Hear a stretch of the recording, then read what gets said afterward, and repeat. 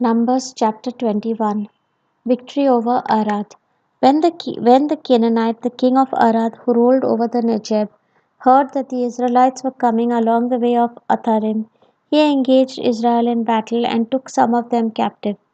Israel then made this vow to the Lord: "If you deliver this people into my hand, I will put their cities under the ban." The Lord paid attention to Israel and delivered up the Canaanites, and they put them and their cities under the ban. Hence that place was named Hormah, the bronze serpent. From Mount Hor they set out by way of the Red Sea to bypass the land of Edom.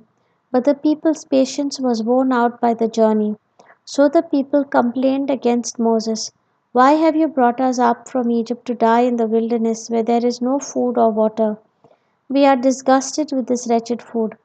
So the Lord sent among the people seraph serpents which bit the people so that many of the Israelites died. Then the people came to Moses and said, "We have sinned in complaining against the Lord and you. Pray to the Lord to take the serpents from us." So Moses prayed for the people. And the Lord said to Moses, "Make a seraph and mount it on a pole, and everyone who has been bitten will look at it and recover." Accordingly, Moses made a bronze serpent and mounted it on a pole.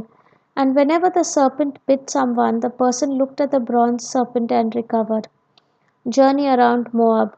The Israelites moved on and encamped in Oboth. Then they moved on from Oboth and encamped in Lai-Abarim, in the wilderness facing Moab on the east. Moving on from there, they encamped in the Wadi Zered. Moving on from there, they encamped on the other side of the Arnon, in the wilderness that extends from the territory of the Amorites, for the Arnon forms Moab's boundary between Moab and the Amorites. Hence it is said in the book of the wars of the Lord, Waheb and Suphah and the Wadis, Arnon and the Wadi gorges that reach back towards the site of Ar and lean against the border of Moab. From there they went to Beer, which is the well of which the Lord said to Moses, "Gather the people together so that I may give them water." Then Israel sang this song: "Spring up, O well, so sing to it. The well that the princes sang, that the nobles of the people dug, with their scepters and their staffs, from the wilderness a gift. From Beer to Nahaliel, from Nahaliel to Bamoth, from Bamoth to the valley in the country of Moab, at the headland of Pisgah that overlooks Jeshimon." Victory over Sihon. Now Israel sent messengers to Sihon, king of the Amorites, with the message: "Let us pass through your land. We will not turn aside into any field or vineyard, nor will we drink any well water, but we will go straight along the king's highway until we have passed through your territory."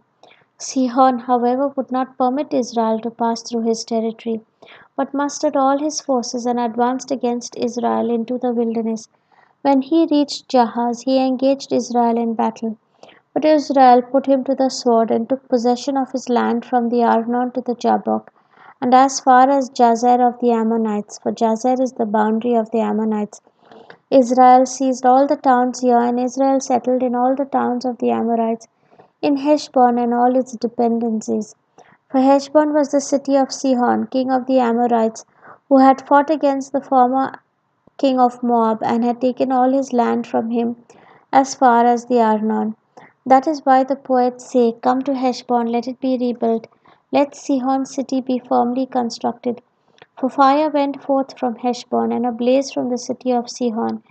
It consumed Ar of Moab, and swallowed up the high places of the Arnon. Woe to you, Moab! You are no more people of Shemosh. He let his sons become fugitives, and his daughters be taken captive by the Amorite king of King Shihon. From Heshbon to Dibon their dominion is no more. Ar is laid waste, fires blaze as far as Medeba. So Israel settled in the land of the Amorites. Moses sent spies to Jazer, and the Israelites captured it with its dependencies and dispossessed the Amorites who were there. Victory over Og. Then they turned and went up along the road to Bashan. But Og, king of Bashan, advanced against them with all his forces to give battle at Edrei. The Lord, however, said to Moses, "Do not fear him, for into your hand I deliver him with all his forces and his land. You will do to him as you did to Sihon, king of the Amorites, who reigned in Heshbon." So they struck him down with his sons and all his forces, until not a survivor was left to him, and they took possession of his land. The word of the Lord. Thanks be to God.